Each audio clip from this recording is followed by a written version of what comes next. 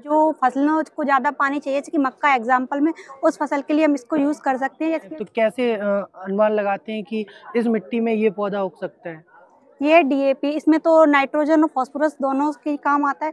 Nitrate उसका best material होगा केचुए का, वो उसमें छोड़ेगा तो बहुत अच्छी खाद तैयार होगी, उसी केचुए की खाद कहते हैं।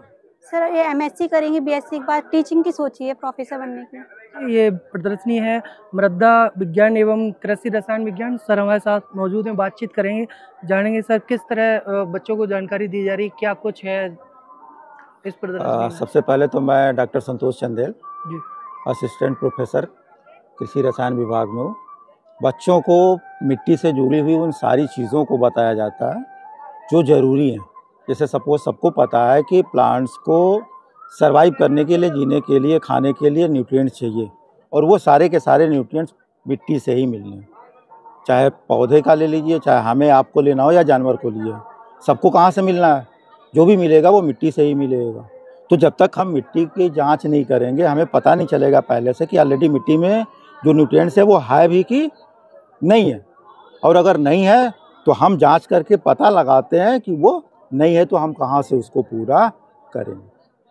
तो इस तरह से बच्चों को वो सारे प्रैक्टिकल कराए जाते हैं जो मिट्टी में बच्चों के लिए न्यूट्रिएंट्स की जो ज़रूरत है, जो चाहिए, वो उनको पता चल सके। जनरली जैसे ऑर्गेनिक मैटर होता है, पीएच होती है, ईसी होता है, नाइट्रोजन चाहिए, फास्फोरस, इन सब की जांच कराई जाती है और बच्चे खुद करते हैं। वो फार्मर्स के पास जाते हैं, उनकी मिट्टी का सैंपलिंग करके लाते हैं और लैब में आकर के एक एक का पर्टिकुलर एनालिसिस करते हैं, और एनालिसिस करने के बाद सारे न्यूट्रिएंट्स की स्टेटस को बताते हैं कि भैया आपके खेत में ये चीज़ें हैं, अब आपको जो आप अप्लाई करनी है फील्ड में वो इसके हिसाब से करनी है। आज सबको पता है कि फील्ड में जो है, जो भी न्यूट्रिएंट्स की वैल्यू है कम हो गई है। कम होने का कारण ये है कि जो हमारी पुरानी पद्धति थी खेती करने की, वो हम सब भूल गए हैं।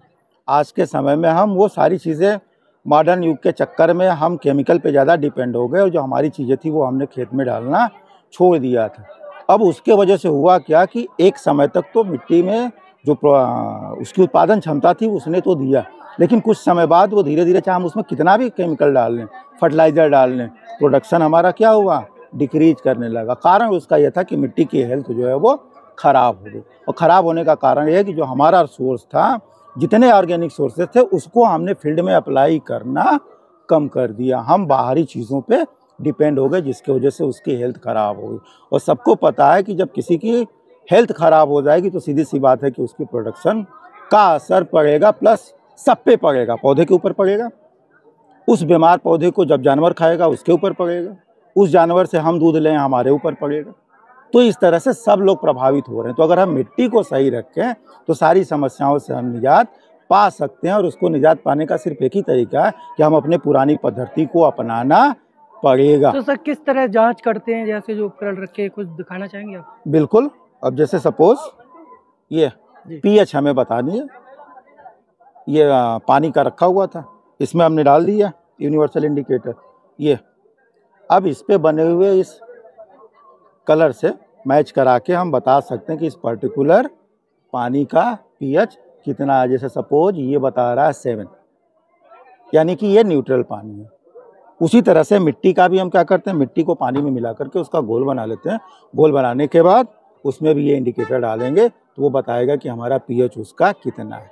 तो नॉर्मली ये माना जाता है कि अगर किसी भी मिट्टी का पीएच 6.5 से 7.5 है तो उस पर लगभग जो न्यूट्रिएंट्स होंगे वो सभी अवेलेबल होंगे, उस पर कमी का कोई चांस नहीं बनता। लेकिन अगर वही पीएच 7 से जब नीचे की तरफ जा रहा है, 5 जा रहा है, 4 जा रहा है, तो उसमें किसी न किसी न्यूट्रिएंट्स की डिफिशियंसी श्योर है। वही पीएच अगर 8.5 से ऊपर जा रहा है तो ये श्योर है कि उसमें किसी न किसी न्यूट्रिएंट्स की कमी है, यानी वो मिट्टी किसी न किसी वजह से बीमार हो चुकी है। तो सर जिस तरह ये जानकारी जो दी जाती है बच्चों को, इससे बच्चों का लेवल कहाँ तक पहुँचता है, वो किस फील्ड में जा बच्चे जो है गवर्नमेंट सेक्टर से लेके प्राइवेट सेक्टर में हर में जा सकते हैं। ऑलरेडी आपको पता होगा कि लोक सेवा आयोग से ढेर सारी वैकेंसियाँ आती हैं जो पार्टिकुलर कृषि के लिए पोस्ट होती है, उसमें ये बच्चा अप्लाई करता है। ठीक, फिर यूनिवर्सिटी लेवल्स पे या सेंट्रल लेवल पे जितने केवीके होते हैं, जिसको हम कृषि विज्ञान केंद्र बोलते हैं, उस कृषि विज्ञान केंद्र में बच्चे को हर स्टेज के हिसाब से पोस्ट निकली होती है। जैसे सॉइल टेस्टिंग वाला है तो उसको सॉइल टेस्टिंग के लिए निकलेगी। बीमारी वाला है बच्चा, अगर पैथोलॉजी पढ़ रखा है वो पैथोलॉजी वाले से जाएगा। जैसे सपोज लैब इस्टेब्लिश हो गई है, अब उस लैब में टेस्टिंग करनी है, तो टेस्टिंग करने कौन जाएगा? जो इस सब्जेक्ट को यानी जो मिट्टी विज्ञान को पढ़ा होगा वही बच्चा तो लैब में जाएगा, वही तो टेस्ट कर पाएगा, तो उसको जॉब मिलेगी कि नहीं मिलेगी वहाँ। प्राइवेट की रही बात, जैसे कि बच्चा है कि कोई भी काम कर लिया, खाद की ही दुकान खोल ली उसने, तो फार्मर आया, उसने कहा भैया हमें ये खाद दे दो, वो दे दिया।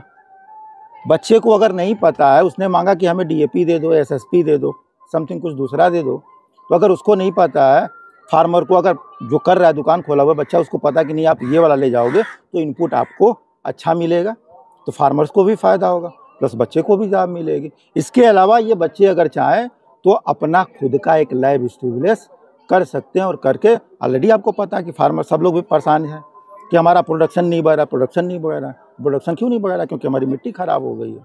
तो उसको वो बताएगा तो जांच करके कि आपकी मिट्टी का कंडीशन क्यों ख़राब है, उसमें क्या क्या चीज़ें हैं, तो उसके हिसाब से वो कर लेगा।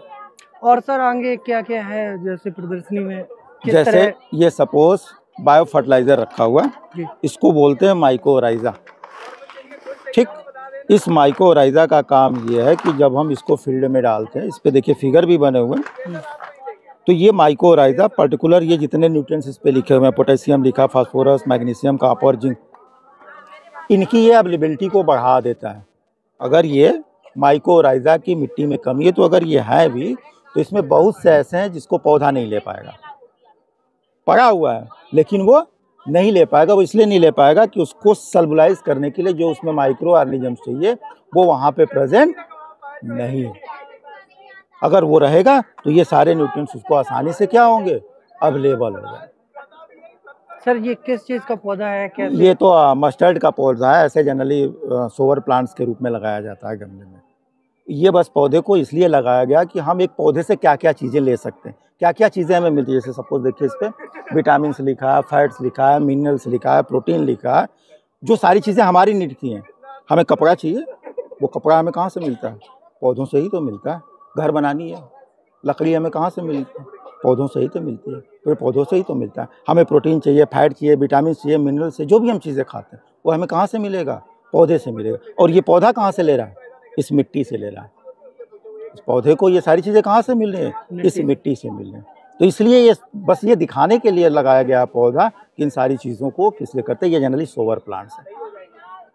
जिस तरह सर आप बता रहे हैं बच्चों को, तो बच्चों को इस तरह नॉलेज के आप तक कितनी मिल पाई है, कुछ बता सकते हैं? आप खुद ही पूछ लो, किसी से आप पूछ सकते हो किसी के बारे में, तो वो बता।